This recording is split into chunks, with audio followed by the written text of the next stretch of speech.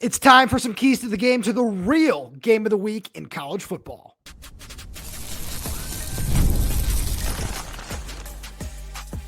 You are Locked On Huskies, your daily podcast on the Washington Huskies, part of the Locked On Podcast Network, your team every day.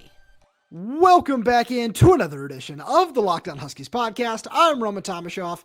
That's Lars Hanson. He writes with me over at Huskies Wire. Thank you for making this your first watch or first listen of the day, as we are part of the Locked On Podcast Network, your team every day. And this episode is brought to you by Mazda. Like our players, we sweat every detail, because when you make every move count, pulling off the unexpected is only the beginning. Stay tuned later for highlights in this week's Moving the Game Forward. Mazda, move and be moved. And just a quick reminder to all you everydayers out there, wherever you get this podcast, whether that's YouTube, Spotify, Apple Music, Amazon Music, wherever that might be, make sure to click that subscribe button, click that little bell as well, so you don't miss when we post a new show. Plus, if you're on the audio only side of things, please make sure to leave us a 5-star review, as it all really does help the channel out a lot. Now, Lars, we got one of our favorite shows coming at all the everydayers out there today. It's our Keys to the Game show, and as the everydayers know, at the end of the show, that means bold predictions. You're always accurate. I'm going to put that in air quotes for liability reasons.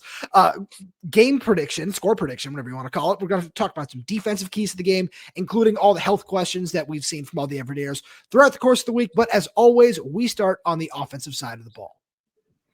Yeah, this is one where it's going to be really Damon versus Caleb Downs, but it's a lot more layered than that. I think just finding a way to establish the run early is going to set the tone for everything. And I know we really start with that almost every week, it seems like. And you would think, hey, get Damon in rhythm might be a good one. But if you're going to beat Ohio State, no matter what the final score ends up being, you're going to have to play physical football. And that starts with Drew Party, Carver Willis, everybody landing hatchet from left to right, up to the center. It's going to start with establishing in the trenches. And I think for me, that's kind of where the bread and butter is going to be decided in this game. So I like where you're going with that. Mine this week, it's a little bit different to start off. And it's something I talked about on yesterday's show with our good buddy Jake Butt, where a lot of this comes down to Jedd Fisch and Jimmy Doherty. And the reason I want to start there is this game plan is going to take you a long way, where for better or for worse. And Matt Patricia has done a tremendous job coordinating that Ohio State defense so far this season. They're tied for the top mark in the nation at 5.4 points per game this year. And Matt Patricia has done such a great job coordinating this defense this year, but it's something that we've been talking about all week. I got to ask Jedd Fisch about it on Monday, Jimmy Doherty on Tuesday. And after practicing against the Steve Belichick defense for a full year, it does feel like Washington has a plan. One thing that Jake said on our Thursday show was that they never, at Michigan, while Jedd Fisch was the offensive coordinator, they never took a snap at a disadvantage. It feels like that might be a little bit different in this game because of all the different disguises and different things that Ohio State, with all their high-level athletes, can throw at you. But I also look at it, and I think that Washington is going to find ways to scheme up touches for their best players, Jonah Coleman, Damon Williams, Denzel Boston, but they also can find ways to just get the ball into the hands of guys like Omari Evans and Raiden Vinesprate and Desmond Roebuck. And yeah, they're untested. The last two of those guys are untested true freshmen playing in their first Big Ten game. But if you want to beat Ohio State, it's about finding ways to send a message early. I like what you're talking about with the physicality there. I just think that I want to make sure that you highlight the coaching staff in this game, because in a matchup like this, that is something that is incredibly important and certainly needs to be highlighted. Yeah, it's a great point, because we haven't really seen Jedd play behind the sticks this season, or coach behind the sticks, if you will. There's been a couple, miscues here and there, but again, you're talking about Colorado State and UC Davis and Washington State. Like, none of those three really should threaten you like Ohio State is going to. And I think it's worth reminding you that it's going to be a 4-quarter game. And so with that being said, it's not just that first 15 to 30 plays that are usually scripted, and you can kind of go off from there. And it really goes beyond the scripted plays in those first 2-3 drives, because you're looking at it and saying, Matt Patricia is going to make corrections. Whether you get, it's the Texas game where they both ended up turnover and downs in the first drive. You're probably not going to have that situation, but you're probably going to want to be aggressive on that first drive to really set the tone, like I was talking about. And so it gets down to, how do you get Denzel Boston open, and knowing what Ohio State's probably going to do to counter that. Where do you find that second and third option? What does Decker DeGraff look like? And what is his role like in this game? It's going to be a matter of, you're not going to have this guys go off for 90 plus yards. I think it's going to be a lot of 2 or 3 catches for guys, and you're really just going to have to go play by play in a sense. Yeah, absolutely. Where it's one of the things where you look at just some of the, not even just the advanced numbers, you look at Washington being number 2 in the nation with 55.7 points per game, number 10 in the nation with 536 yards per game. This offense has been really explosive so far this season, but obviously against a lower caliber of defense than you're going to face. This truly might be the number 1 overall defense in the country. So those plays might be at a minimum, but you need to find ways to create a couple of them because it's just going to open up so much. And that's why I wanted to highlight Omari Evans a little bit earlier, is a guy like that who you wrote about over on Huskies Wire. Having a guy like that who can take the top off on the defense just adds a different element that we haven't seen much of so far this year. Jedd Fisch talked about that 159-yard touchdown that he had at Washington State being a bit of a play that just wasn't designed to go to him, that Wazoo overcommitted on, some of the routes a little bit lower, and he just was freed up over the top and nobody was back there. And obviously you have to find a way to take advantage of that. And I think that's something where we're not going to see a coverage breakdown like that in this game. Like, this defense is too well coached for anything like that to happen. But having someone like that who can just really do a lot to help you out just deeper down the field will open things up for, I'm curious to see what the plan of attack is against Denzel Boston. But it's not just that. One guy who certainly needs to be highlighted in the receiving game is the guy who's second on this team in receiving yards, and that's Jonah Coleman. He's done so much in terms of just catching the ball and running routes as a wide receiver, all that this year that we haven't seen from him just over the course of his college career between Arizona and Washington. And I think that's really, really important because you highlight Caleb Downs a little bit. Another guy who needs to be highlighted in that same light is Arvell Reese, who is such an important player on this defense and can do so many different things. Our buddy Jake Butt called him the best pass rusher on that team as well, where he can not only do that, he can spy Demond Williams, he can play man coverage. And if you are able to, I don't want to say take him out of the play, but if you're lining up Jonah at wide receiver a little bit more and having him run routes and do different things like that, all of a sudden, maybe that will give you a little bit more space for Demond to tuck it and run. And there's just so many different little things that you can take advantage of. But as you said a little bit earlier, it does start in the trenches as well. And kind of building off of all of that, as you kind of mentioned with Demond, the final key and kind of the overarching theme that goes with your initial point of Jed and Jimmy Doherty, creating the game plan that's going to be proof of success, is Demond has to play within himself. This is without a doubt his biggest game at Washington. By far. I don't think that even close. The Sun Bowl, great thought. Oregon game doesn't even count because that had no chance. This is one where Demond has a chance to write a different legacy than even he could imagine. Or that, Jedd Fisch, well, we both know how much Jedd Fisch loves to talk about Demond. I don't even know, if Demond can play within himself, the story that could be written from this game. Now, if Demond ends up, the moment's too bright, which I don't think either of us will, kind of feel is going to happen. But let's say he has, 4 or 5, he gets sacked 4 or 5 times in the first half. Now you're talking about playing catch up. It becomes more that Penn State game, if you will. So for me, if Demond can, show the leadership that he had in that second half, especially against Wazoo, where you have 3 fourth quarter touchdowns, that to me is going to be a massive difference between what we saw last season as a freshman and the face of the program truly that he is becoming this season. No, I absolutely agree. And a lot of that is coming down to playing sound, turnover-free football, which he's been able to do through the first couple of games of the year. And he's been such a good decision maker throughout his college career. I think that is one of the things that just isn't talked about enough when it comes to Demond. And if he can continue to show that against this defense, no matter the outcome of this game, I think is something to just mention going forward is, this guy can be someone who is just such a impactful playmaker at just all areas of the game, which is something I'm really excited about. But Lars, it's time to switch sides here because we need to talk about this defense and its health questions.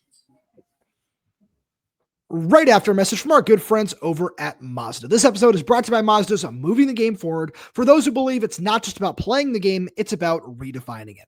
There are moments that do more than put points on the board. They move crowds, move culture, and keep moving the game forward. This week's moment that moved the game forward was Alex McLaughlin's pick 6 in the Apple Cup, 47 yards on 4th down to really put the game away. Alex McLaughlin is someone who has seen his stock rise and rise and rise over the first 3 weeks of the year, and he is such a critical playmaker on the back end of this defense. He lines up all over the place and has found a way to make an impact, whether it be in the run game, as a pass defender. He is so good wherever he gets lined up, and he is someone who truly moves the game forward. When you follow what moves you, the unexpected is only the beginning. And just like there's more to every highlight, there's more to a Mazda vehicle. Mazda, move and be moved. As we jump over the defensive side here, two things that I know all our everydayers out there are worried about is Buddah Al-Uqdah, Washington starting linebacker, will not be playing in this game, and Tacario Davis is still officially questionable. During his Thursday press conference, Jedd Fisch said that they're going to make some decisions on Friday regarding injuries. Just from everyone I've talked to all week, I fully expect Tacario Davis to play in this game because going against Jeremiah Smith and Carnell Tate is no small task, and you want to have one of, if not the best corner in the country on the field when you're doing that. Yeah, I think, again, no doubt it's an unfortunate loss of Buddah not being out there just because of the impact we've seen him make this season. But without question, if you can only have one, the infamous, you can only have one of those guys play healthy, it's Tacario, and it's not even close. When you look at what he's able to do, especially opposite of Houston's price lock, where if he's great in terms of, what he's able to do with his size, but alone, it's not the same. And I think having Tacario, shadow Jeremiah Smith, and if that ends up coming to fruition as the plan of attack for Ryan Walters, I'm not going to be surprised. But you look at, even if it's Carnell Tate, where they switch him and you just happen to, match up Tacario and Carnell Tate, that's equally as important because no matter what, this Ohio State receiving duo, like every year, Brian Hartland has at least one, more likely than not two or three guys that are going to be dominant pass catchers. And with this offense that Ryan Day runs, you have to have those lockdown guys outside because if Alex Moffin is going to shine, if the guy in the defensive line is going to shine, it starts with those cornerbacks holding down those one-on-one matchups outside, and especially if Tacario is able to play it, that's a massive, massive difference.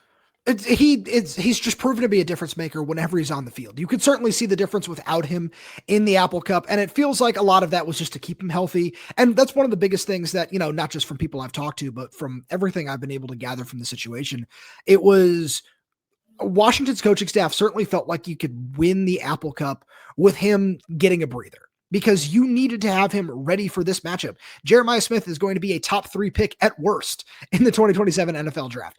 He is that good. But when you look at Tacario, it's not just the size, and Ephesians too. It's not just the size, it's the movement skills, the ability to flip your hips and turn and run with some of these guys as well. It's the long arms, it's everything.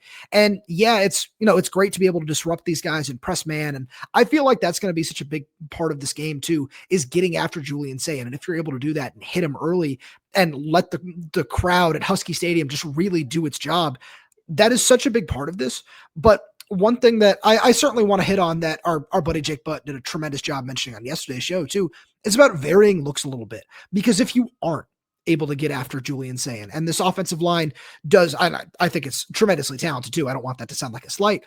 If it is able to just, show up and shut down this UW pass rush, which is going to send 5 a whole lot because that's what Ryan Walters likes to do, you need to find ways to vary looks on the back end. So it's not, okay, I already know that I'm going to see press man and I have, inside, I have inside leverage here from Julian Sayin, and I know I can get the ball out, really, really quickly against whoever, whether it be, Rashawn Clark in the nickel as well, or Alex McLaughlin, who's probably going to wind up on Max Klare a decent amount of times when there is man coverage.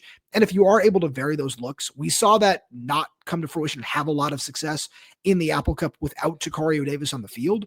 And I feel like he certainly does change a lot of that. But if you aren't able to get pressure on Julian Sayin and you aren't able to throw his rhythm off early, which is certainly possible, you need to find ways to do different things on the back end to make sure that you can utilize the strength of your defense, which I fully believe is the secondary. And a lot of it comes down to playing assignment sound football, where you look at Ryan Walters' scheme certainly is going to be a beneficiary there, putting guys in the right position to have success, but it's also about the players still executing when their number is called. That's how you have 2 interceptions if you're Alex McLaughlin.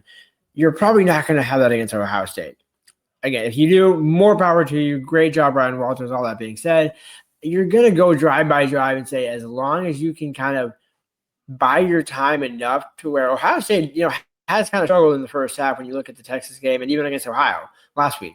Those 2 games, to me, obviously throw out the Grambling State game because it was, 70-0, I think. So to me, you look at those 2 games really do kind of paint more of a slightly more accurate picture of what you can expect if you're Washington.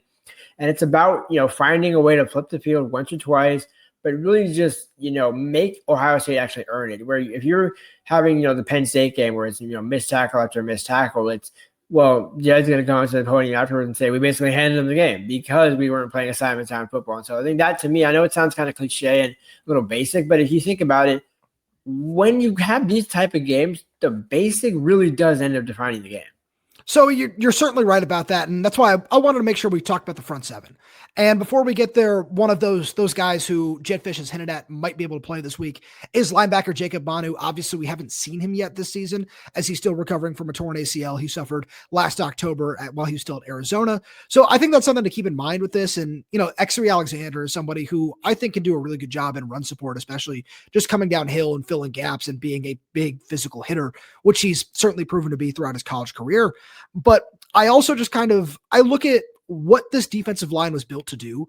And the two things that it was, in my opinion, really built to do is be a deep, sound rotation of just a bunch of players who you want to do their job, where you have a couple of guys who can be true disruptors in the backfield. I look at Ontario Thompson and Bryce Butler, Linneus Davis as guys who certainly have that potential. But if you're able to keep these guys rotating, fresh and healthy, and try to find a way to stop Ohio State's rushing attack, which, you look at the Texas game, which I feel just feels like a better judge than Grambling State or Ohio. And I still think that Washington's defense is not where Texas has probably top 5-10 defense in college football. But you look at what this UW front can do. And if you can hold the point of attack and just, I look at these running backs outside of Bo Jackson and their numbers haven't jumped off the page. And that's one thing that I'm also really curious about in the same light is what is this backfield split going to look like for Ohio State? Is Bo Jackson going to assert himself as the starter and get, 15, 20 carries in this game? Or are they going to continue to try to just pound the ball downhill with CJ Donaldson, with James Peoples a little bit more? That's something that I think is really important to note in this game, because if Washington is able to shut down the run a little bit, I think that there are still certainly questions about UW's run defense, but if you're able to do that and force, some of these obvious passing downs, which against this lower quality of opponent, Washington has done a good job of, but this is why this game is such a big test. And one of the biggest things is, I know a couple of everydayers have pointed this out in the comments, and I fully agree and wanted to make sure that it was emphasized as well, is this is the real measuring stick where Washington's offense will play. We saw it have success last year without a strong offensive line at different points in time. You didn't like the point scoring, but the total yards and all that sort of stuff was there. This is such a big measuring stick for this defense as a whole, because if you are able to hang with Ohio State on that side of the ball, it's okay. Yeah, the scheme is working. Yeah, you have some nice talent here and some nice talent there. And that is what I think is the most important thing about this, win or lose. If you can prove that you can hang with Ohio State on this side of the ball, especially, and that the scheme is working and that some of your talent is shining through in different areas of the game, that is so, so important. Because when you look at Maryland next week and you look at Rutgers in a few weeks down the line, I know this coaching staff isn't doing that. They're focused on this game, but it's something where all of a sudden we've been talking all offseason about the program jump from year 1 to year 2 under Jedd Fisch. This is where it's going to matter more so than on the other side of the ball. And that's why he brought in Ryan Walters, who knows Big Ten defense and has experience playing Ohio State. Now, again, not with the same level of talent maybe that he had at Purdue, at Washington that he had at Purdue, but it's why you go with the familiarity, where if this was Steve Belichick, as you mentioned, with Matt Patricia, yeah, you can have those NFL schemes and all that can be great, but it doesn't always correlate, especially to the college level. And so I think this is where, if Ryan Walters is going to earn his money, as we like to say, this might be the game to where, and I think you actually had it before the season, the Broyles Award. If you're going to be a semifinalist for the Broyles Award, this is a weekend to do it. If you're Ryan Walters, prove that you can outcoach or at least hang with Ryan Day. Give him a reason to think, wow, it's not just Tacario coming back. It's not just having Allison Goffin. It's a number of different guys that Washington can throw at you. And if this game ends up being, 5 to 7 points at the end of the day, it's going to be because of the defense, not because of the offense showed out.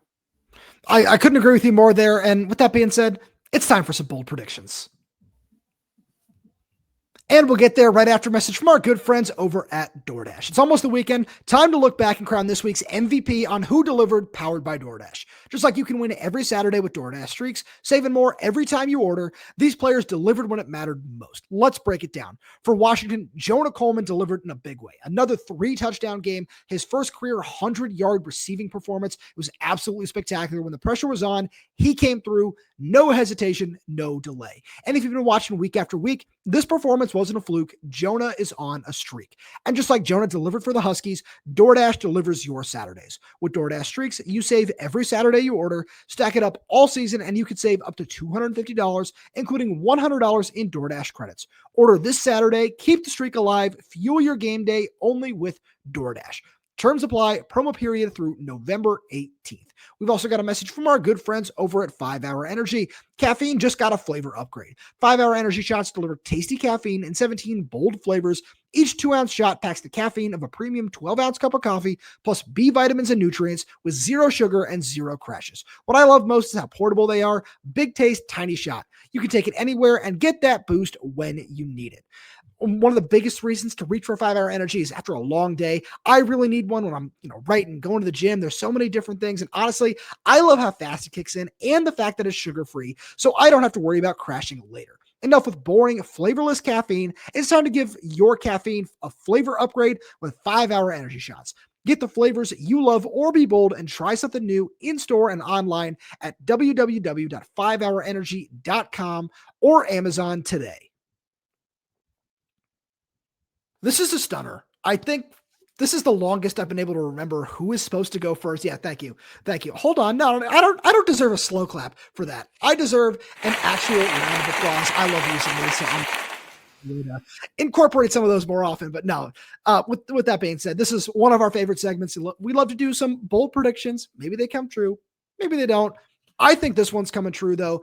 One thing that we got to talk about more for the Apple Cup, and it was really great just hearing just his story coming back from rehab, how hard that might have been on him.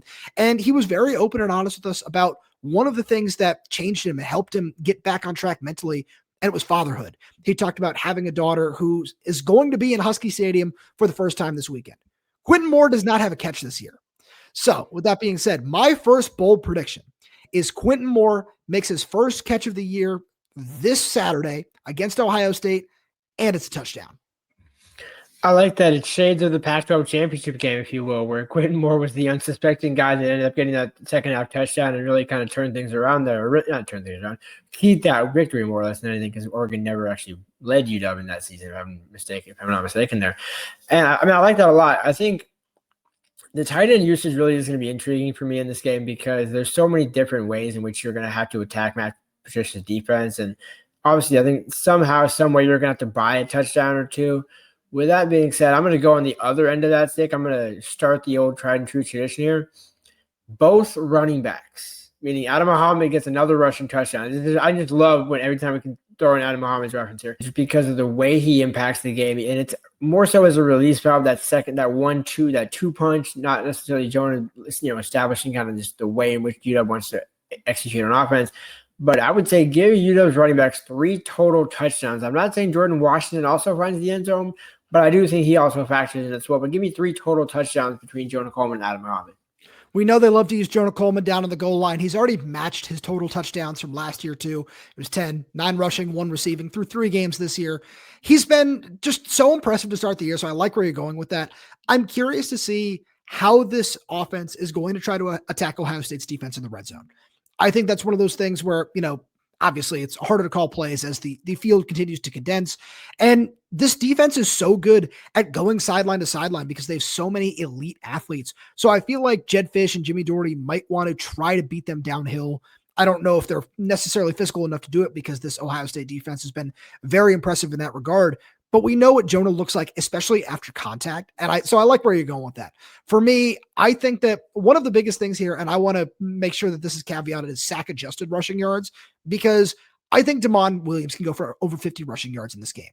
It's one of those things where I think there are going to be some more designed quarterback runs, whether it be, on a zone read or different things like that. Or we saw QB Power get him into the end zone last week against Washington State. I know it's going to be very different than that, but I look at how Jedd Fisch wants to find ways to utilize Damon Williams. And this is one of those ones where if early on, 1 or 2 of these scripted plays is getting Damon outside the pocket and trying to get him, whether it be on that slide action or some of these other plays where he has opportunities to turn upfield and run or take an easy throw, and it's just a matter of reading the defender and see what they do.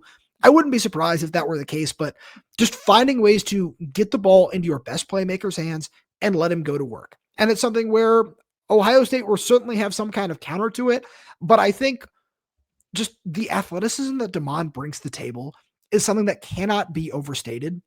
And I think for a lot of people who maybe haven't gotten an opportunity to watch him play yet, you don't realize just how fast Demond is until you get a chance to just actually watch him. And I think he's going to really surprise people on Saturday. Not that we will be surprised after, watching every snap he's ever taken. I was going to say, noticing all of our predictions going back to January where, we definitely put Demond in the top 3 in this conference and it wasn't necessarily number 2. But I agree. I like that a lot because for me, it's a lot about just kind of creating your own energy in a sense where you're going to have a raucous stadium. You're going to have all those sorts of things. To me, the second half is, when you talk about point totals and things like that, which means somebody's going to have to find a way to cover Denzel for 2 halves. And I don't think it's going to work. Denzel Boston will have more receptions and more touchdown receptions than Jeremiah Smith at the end of the game. I think this is one where you're not going to be able to hold Denzel down for 4 quarters. Obviously, Jeremiah Smith is going to do his own thing, but we've seen Denzel break out a number of times. And as much as I would love to say Desmond Roebuck, as much as I would love to say Raiden Vinesbright, I have a hunch Denzel might find the end zone twice in this game. That second one kind of looming large in the fourth quarter. So I like where you're going with this. It is certainly a direct counter to our good buddy Jay Stevens, who, when we did our crossover show the other day, had Jeremiah Smith going for 3 touchdowns in this game. So I decided to make a bold prediction here and fill out Jeremiah Smith's entire stat line in this game. It's something I've talked about several times on the show. I'm just absolutely enamored with the battle that can, and in my opinion, will take place between Tacario Davis and Jeremiah Smith throughout this game. I just think that Tacario is such an impressive athlete that he can run with Jeremiah Smith in the open field. He has the length to be able to go up and contest balls that Jeremiah might not be used to. And I'm not saying that he can't still win some of those because he's a truly special talent, but Tacario Davis is a legitimate top 2 round pick at cornerback in the NFL draft when he's healthy, when he's playing at his best. And I think that this is one of the reasons he came to Washington for a game like this. Jeremiah is still going to win his share of battles. But I think that when you go look at, especially you go and watch the film that Texas was able to do, not just, this year in the opener, but last year in the playoff game against Jeremiah and Ohio State. Obviously, they still found a way to win that game, but Texas did a really great job throwing some different things at him and making sure that he was contained. And I feel like that is going to be Ryan Walters' primary focus in this game. So I have Jeremiah Smith getting 5 catches for 64 yards in this contest. Didn't really want to, throw a touchdown one out there. I just wanted to shout out Jay Stevens for his 3 touchdown prediction there. I'm so excited to watch this battle. And my side note, bold prediction on that is I am definitely going to miss the result of at least one play because I'm watching Tacario versus Jeremiah. That's a fair assessment. Although I do think, if both those catch and yard numbers, even if Denzel has 7 for 70 and 2 touchdowns or a touchdown, it's still better than theoretically Jeremiah Smith in that game. But I do think, no matter what, we're going to miss more than a couple of plays because either Jeremiah is going to be on the receiving end of that play or somehow Washington's going to, not get exposed in a way, but you're going to have somebody else that'll catch your attention. But I absolutely don't blame you with that. But, when you look at this matchup and you kind of think, what's going to be the deciding factor? I feel like Grady Gross has to get a shout out here at some point. Grady Gross gets 2 field goal attempts. I'm not going to say what ends up happening in those 2 kicks, but I think one of them might be significant early on. So is it time? I think it's about the time. I have time. one more bold prediction, but I can save it until you after your score prediction. No, let's do the appropriate. I want your one more bold prediction, and then we'll go to the All right. So this one is not related to this game. I think that Washington has done a tremendous job on the recruiting side of things, inviting some of the best prospects up and down the West Coast to show up, and we're going to see a large contingent of some of the best players in California, some of the best players in Arizona, some of the best players from here in Washington. Josiah Mulder in Oregon as well is going to be coming up for this game. There's so many elite prospects in 2026 because David Schwartzel is going to be on campus as well, 2027, 2028 classes as well that are going to be on campus for this game. And I I would be remiss if I didn't say that I think Washington leaves this game with at least a couple of commits. And one guy who you and I have previously discussed on the show that's going to be on campus that I think will be Washington's first pledge in the 2027 class is 4-star offensive lineman Reese Russell from Colorado. He's someone who seems to be very interested in Washington. It's his second unofficial visit of the season already. He was up for the opener against Colorado State as well. So a couple of commitments coming from this game, in my opinion. I think that's one of them. I like that a lot. And I mean, when we talked about throughout this week, what does this game mean for Washington? It reminds us a lot of the Oregon game in 2023, where a number of recruits came on that game, and since then I've ended up at Washington. So with that being said, I don't know if we have a drum roll. I know you have some effects here that we might be able to absolutely do. And this time I made sure to remind myself of that. Don't ask me why I feel this way, but I said 2 field goals, 31-28 Washington. I have a hunch that, again, as I predicted before the season, and I'm going to stay true to it because, again, that is also a large part of this. I did, have them beating Ohio State before the season, so I'd be kind of hypocritical to go back on that now. And to be fair, I haven't been given a true reason to think otherwise. Now, again, this will be a hard-fought game. If Ohio State wins the game, I'm not going to be surprised. But I do think Washington has the horses. They have the pieces. And I think we mentioned on the show earlier this week, when they said that DeMond's coming up party was the Apple Cup, it's this weekend.